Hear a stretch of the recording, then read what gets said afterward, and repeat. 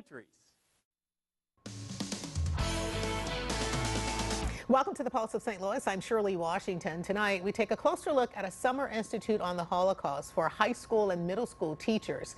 Now, it's designed for educators and advanced students from a variety of disciplines interested in teaching the Holocaust. Joining me now, Jean Cavender. She is the director of the Holocaust Museum and Learning Center. Dan Rich, curator and director of the education at the Holocaust Museum and Learning Center. And Warren Rosenblum, professor and chair of the Department of History, Politics, and International Relations at Webster University. Thank you all so much for being here. I appreciate it. Let's start the conversation by defining Holocaust. What does that mean, Jean? Consumed by fire is what the term actually means, and it was basically, I'm going to defer to Dan a little bit on this. Yeah, you want to talk about? Well, as Jean said, it does literally mean a sacrifice consumed in flames, and that was initially used to describe the genocide of the Jews during the Second World War. And there are various ways people define it, but it is the state-sponsored murder of the Jewish people during the Holocaust and other victims as well by the Nazis and their collaborators during that period of time. And you may want to, as an academic, expand on that. Well, I would just say it's a great question, because why do we have this singular term for this event? Why not just call it the genocide? And it gets to the point that this was such an extraordinary catastrophe in its scope that 6 million people were killed, that there was this comprehensive effort to wipe out the Jewish people, first and foremost in Europe, but they even, the Nazis had dreams of ultimately, if they had won, wiping out the Jews everywhere. And I think to get a handle on something so monstrous that people searched around for new words, and they ended up with this rather biblical sounding word, Holocaust. And actually the invention of the word genocide also comes out of that. A man trying to get a handle on the idea of a people being marked for complete extermination led to the invention of a new word, genocide. So that too comes out of this very catastrophe. Why did it happen, the Holocaust? Well, some of us spend our lives thinking about that and studying that, and it is such a difficult question. It really gets to the fact that hatred had become so extreme within one particular sector of German society, of course the Nazi Party, and anti-Semitism had been brewing for a long time. But then, to everyone's surprise, the Nazis were first able to get a hold of power in Germany, and very quickly were able to do away with the institutions of law and order, and really able to just engage in this ever accelerating form of policy targeting the Jewish people. And then the final piece of the puzzle is World War II, and that it was really only in that context of mass death, and especially with the Soviet invasion of the German invasion of the Soviet Union, where death was everywhere, where it really became possible in the context of that war to then carry out this massive policy of extermination against the Jewish people. And when we talk about context, this is a huge, important, emotional subject matter. How do we make sure when we teach about the Holocaust, Jean, that it is presented in its proper context? Well, I think one of the ways that we're doing that now, I think it's very difficult for, say for example, we have 20,000 students that come in on an annual basis. How do we make it relevant for them? And we do that by talking about the individual stories of the people that were murdered, some of our local Holocaust survivors as well. Because it's really hard to wrap your mind around 6 million. What does that mean? But when you break it down into a personal story, which we have people who, and some of the last few first eyewitnesses are still speaking at our museum, and it would behoove people to come now, because pretty soon we're ceding that off to second-generation speakers. These are people that are telling stories about their loved ones. But you still have an opportunity here from somebody who actually survived the Holocaust. When you break it down to those individual stories, it makes it a lot more manageable, a lot more human, and that's the way I think we have the strongest impact. Our docents are able to weave those stories throughout their tour, talking about the individuals, their personal stories, and that's what I think has the greatest impact on the students. Well, one of the purposes of something like the teacher workshop is to really empower teachers to teach the Holocaust, which is difficult, but to give them some best practices and some kind of do's and don'ts about not overgeneralizing, to focus on, again, individual stories, to, again, teach it in an appropriate way. And so what shouldn't they do? Simulations. Simulations are a problem because, Be careful. you know, if you say, what would you do? It's hard to put yourself in that place. And every once in a while at the museum, I'll get a call from a teacher who'll ask, can I tell them what the measurement of a railway car was? And I know what they're going to do is go to the gym, mark off that space, and have their students stand in it to get the feeling of what it would be like. And then the bell will ring and they'll all go off to lunch and they won't have experienced in any way what that was like. So simulation is somewhat problematic. It is one thing to say, what would you do? How might you react? Getting people thinking. But simulation is a problem. Yeah. You know, one question that some of the docents ask is, if you could take one thing with you, which was pretty much when people had to evacuate, what would you take? And get them thinking about, what item would I take with me? And put them in that kind of a situation rather than like what Dan's talking about. You know, we've had teachers also take brown-eyed students and blue-eyed students and treat them differently just so they'd get a sense of what it's like to feel prejudice, and that's not a great simulation either. So, Professor Rosenblum, I'm sure you've done a lot of research and a lot of studying on this issue, and we were talking about the stories that have been told and what we can gain from them. What have been some of the most chilling stories that you've heard of, that you've researched since you've come across? Well, at the moment, I'm actually doing research into the history of people with disabilities who were also not only caught up in the killing machine, but in many ways represent the starting process of the genocide. And it's an odd story because, of course, people with disabilities on the that has nothing to do with what the Germans called the Jewish question. But the nature of Nazi racism was that their dream was to create the perfect race. And ultimately they saw the Jews as an infection, a threat to building the perfect race because they weren't purely Aryan. And so they were offering this vision of a Germany that would be free of Jews. And on their way there, they also focus on other more, let's say, in their minds, obvious elements of society that were imperfect, that were bringing down the race, that were keeping them from building the master race. And so one of their starting places was to go after people with disabilities. And I was doing research last fall at the United States Holocaust Museum, which has extraordinary collections on all aspects of the Holocaust, not just what happened to the Jews, but also people with disabilities, homosexuals, other groups that were ultimately targeted. And in their materials on people with disabilities, you really had one heartbreaking story after another, where people who, you know, to begin with, could have been living in society, could have been making all sorts of productive contributions to their world, were shunted off to asylums, and then their lives were made worse and worse as food was restricted, as opportunities were cut off, and they were cut off from their families bit by bit. You watch through the archive really the process of them being abandoned and in a sense losing their humanity. Because once you strip people of their place in society, once you take away their options for a decent living, then they become like the stereotype. They become shells of real people.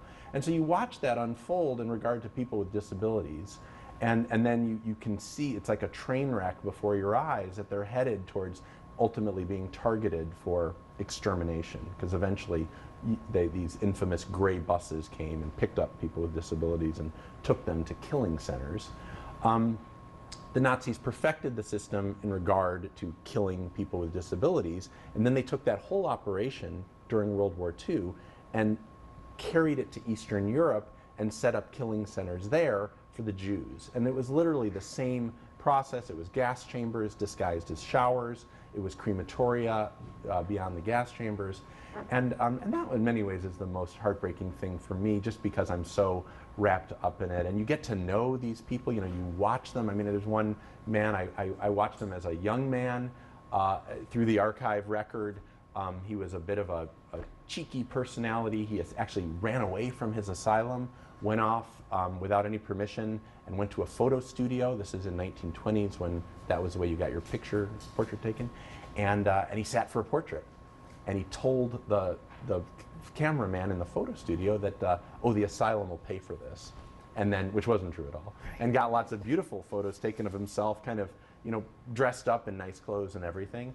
And this is somebody who eventually was returned to the asylum and then marked for death. And that is just, yeah, a classic case. Yeah. And I'm sure there are many, and we'll talk about more when we come back. We have to take a break. Stay with us. We are back in a moment. I'm Molly Rose with your evening rush traffic on News 11 at 4.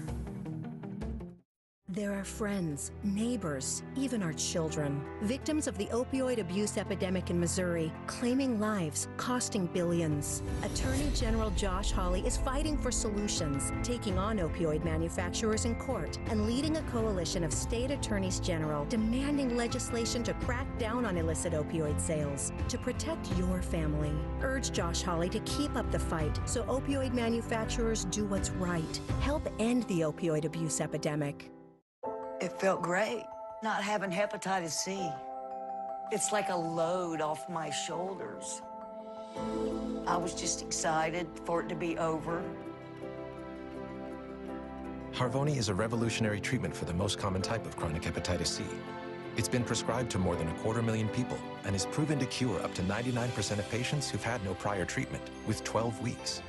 Certain patients can be cured with just 8 weeks of Harvoni. Before starting Harvoni, your doctor will test to see if you've ever had hepatitis B, which may flare up and cause serious liver problems during and after Harvoni treatment.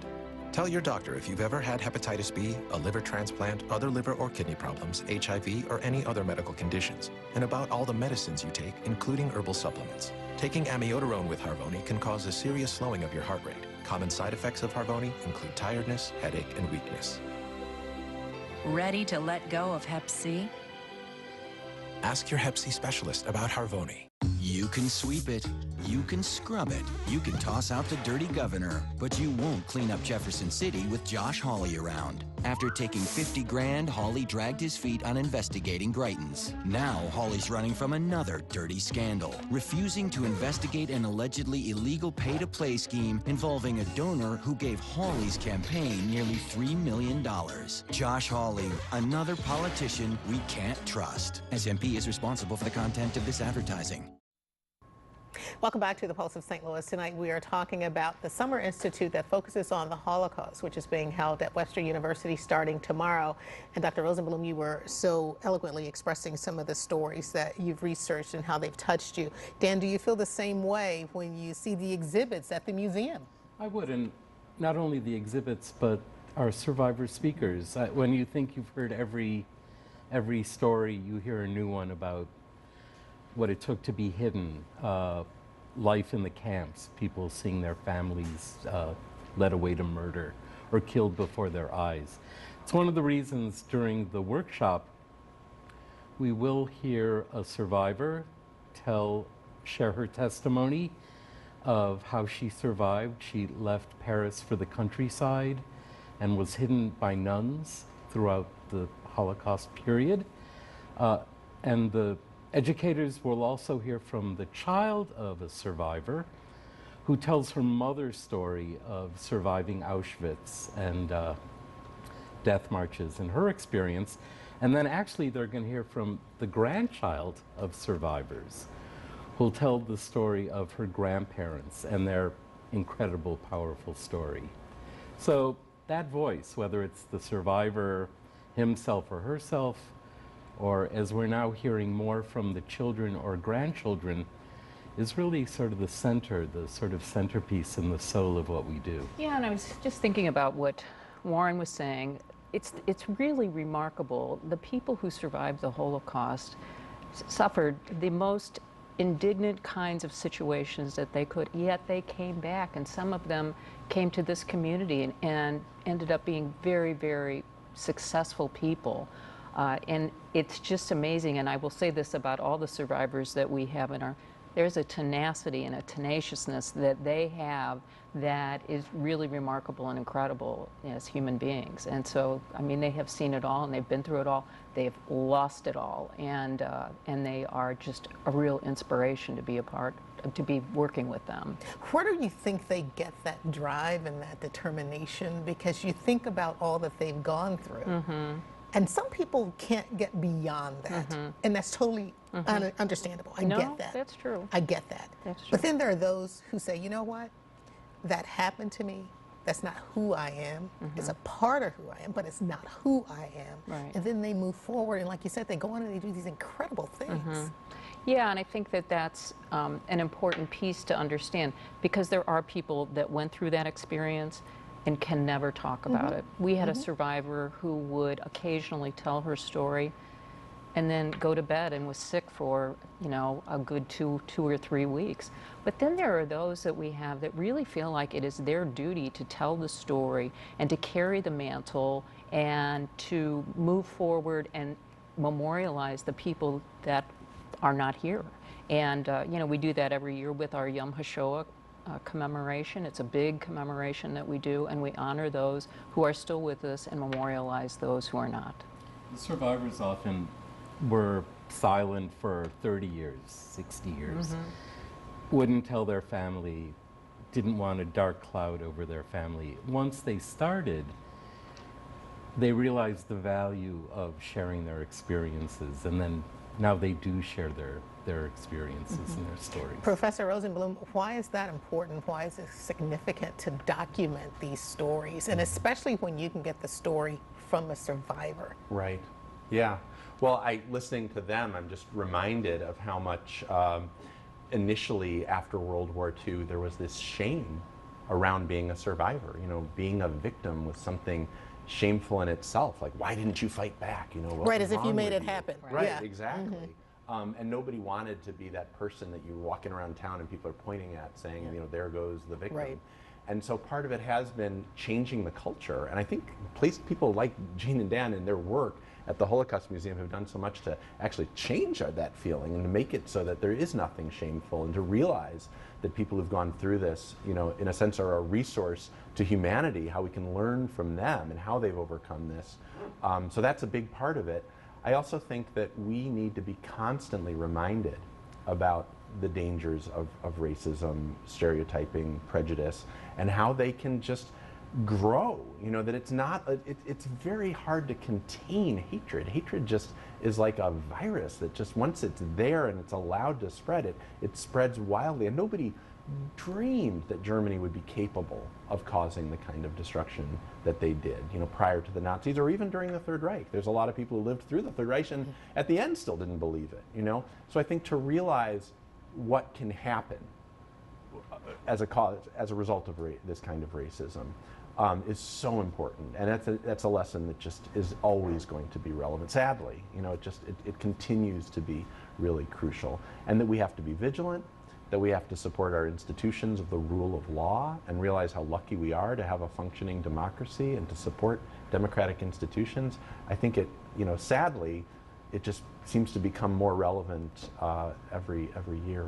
Yeah, and then, I'm sorry, go ahead, Jean. No, I was just going to say, so we do have an exhibition at the museum called Change Begins With Me, and it really speaks to more contemporary issues, kind of post-Holocaust, you know, hate, discrimination, and ethnic conflict issues. And what we try to do is really plant the seeds, especially with the youngest people that come into our museum, to stand up when they see social injustice occur. Because we often say, if more people would have stood up during the Holocaust, maybe the Holocaust wouldn't have happened. But it's really at that point that we talk about, we have what's called the spiral of hate. You know, it starts with stereotyping, bigotry, and then on down the line till you get to something as serious as genocide. And you really get the kids to really think about what those what the definitions of those words are. And then we also have the Pastor Niemöller quote, which is, First they came for the socialists, and I wasn't a socialist. I'm not going to be able to do the whole thing. Maybe you can. But I think, on down the line, and then it gets to the point where, and then they came for me, and there was no one there to stand up for me. So we really want to plant those seeds with kids that you have to stand up for others, even though they may be different from you or seem different from you, but they are human. Yeah, and I want to continue talking about that because it's really interesting to me that you tapped on that because that's where my brain was going and that's what I was about to start the conversation. So, yes, so that's good. Stay with us back in a moment. So that's what I want to talk about, the power. Service at great prices. Window World, simply the best for less. Two bulls were fighting. Bam, hit the truck. I could feel the barbed wire was just digging into the paint. Another ding, another scratch. It'll just be another chapter in the story. Chevy Silverado, the most dependable, longest-lasting, full-size pickups on the road. Get 18% of MSRP cash back on all Silverado 1500 Crew Cab LT pickups when you finance with GM Financial. That's $9,000 on this Silverado All-Star. Find new roads at your local Chevy dealer. You need a loan, but the bank isn't an option. Neither is a payday loan. You need a VO credit. Personal loans up to $5,000 with easy monthly payments. Go online to the new option, a VO credit. Climb higher with a VO credit. At the Bedroom Store, we believe in offering great values and something free. Elevate your life and comfort with the style and versatility of a power adjustable base. And right now, when you purchase any mattress $7.99 or more, you'll receive a power adjustable base for free. And that's not all. We'll deliver and set it up for free. That's a $600 value, all for free. Nothing beats free at the Bedroom Store, your trusted local mattress source for over 40 years. Your hair is so soft. Did you use Head & Shoulders 2-in-1? I did, Mom. Want to try it? Yes. It intensely moisturizes your hair and scalp and keeps you flake-free. Manolo, look at my soft hair. I should be in the shot now, too. Try Head & Shoulders 2-in-1. Why did I want a Crest 3D White Smile? Dinner date. Meeting his parents' dinner date. So I used Crest. Crest 3D White removes 95% of surface stains in just 3 days for a whiter smile that will win them over. Crest. Healthy, beautiful smiles for life. You need a loan. The bank says no. And you say no to a payday loan. What do? A VO credit. Personal loans up to $5,000 with easy monthly payments. So go online and apply today. Climb higher with a VO credit.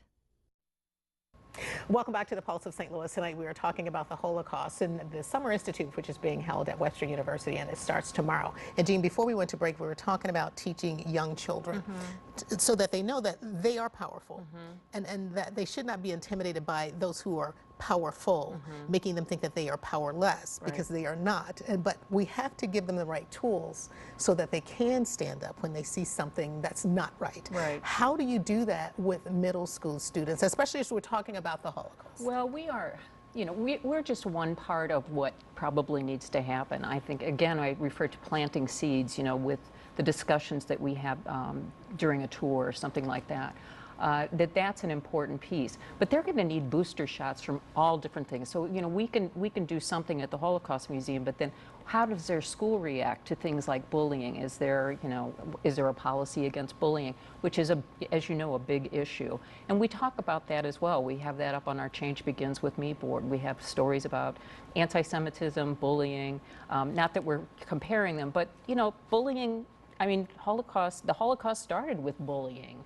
That people did bully others. In the beginning, we had a survivor who always talked about the fact that he had a really great friend who was a German, and then one day, the young man showed up at his door with a knife and said, "I'm going to kill a Jew today." And what ended up happening was, they got into a little bit of an altercation, and he never saw that person again. But just those little things. But can you imagine how intimidating that is as a child? So that was our old friend Rudy Oppenheim, and it's a really great story that illustrates how things started in Germany as well.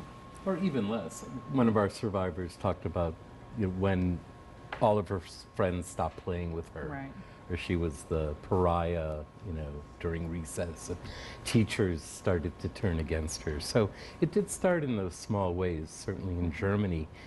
You mentioned middle school. One of the other important things we try to convey to educators is to teach the Holocaust in age-appropriate ways.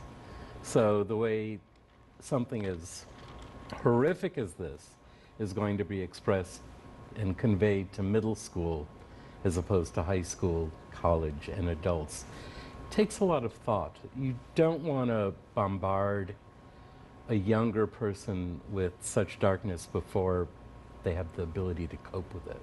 Can they grasp what's being said? Do they understand at that age the significance of what happened? They can if it's conveyed in the proper manner.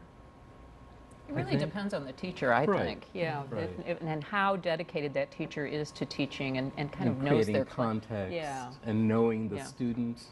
students and what maybe sometimes it's better to pull back a little bit. Dr. Rosenblum, what do you hope the participants in this institute, the Summer Institute, walk away with after completing it?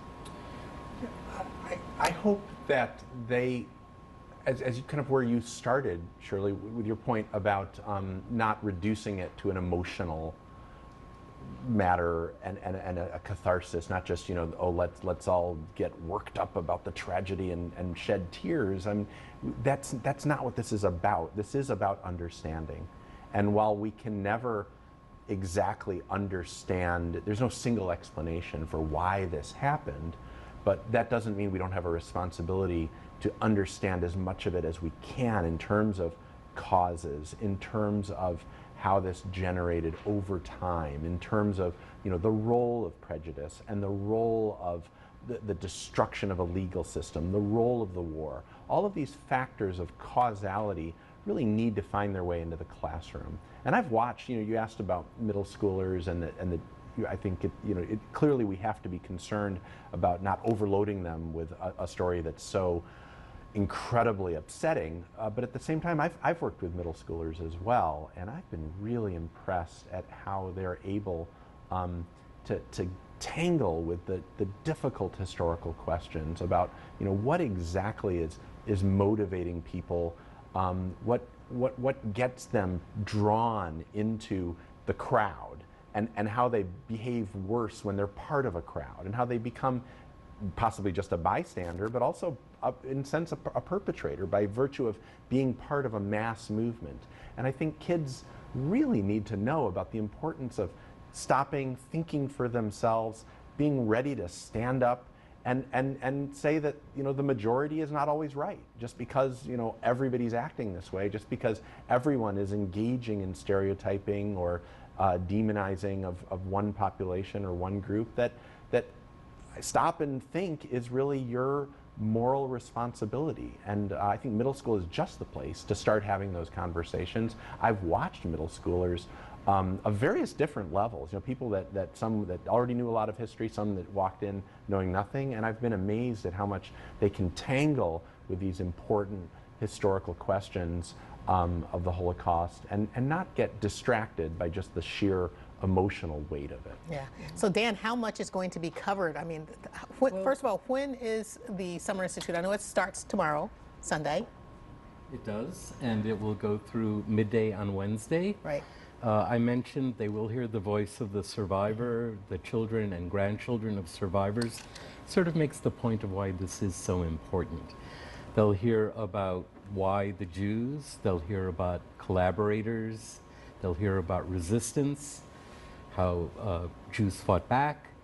They'll hear lots of things like that, but there'll be a lot of time for the participants to speak among themselves, to reflect upon what they've heard, to talk amongst themselves about how they would convey lessons in the classroom. So there'll be some really practical elements, curriculum, what they can take away and make this information useful and allow them, enable them to pass this information on. Awesome. Well, thank you all so much for being here. I appreciate it. Good luck with the conference. It sounds like it's going to be awesome. And I thank you for being here. Thank you. Stay with us. When we come back, we are going to talk about wellness and getting you on the right track to pursuing excellent health. Stay with us. Back in a moment.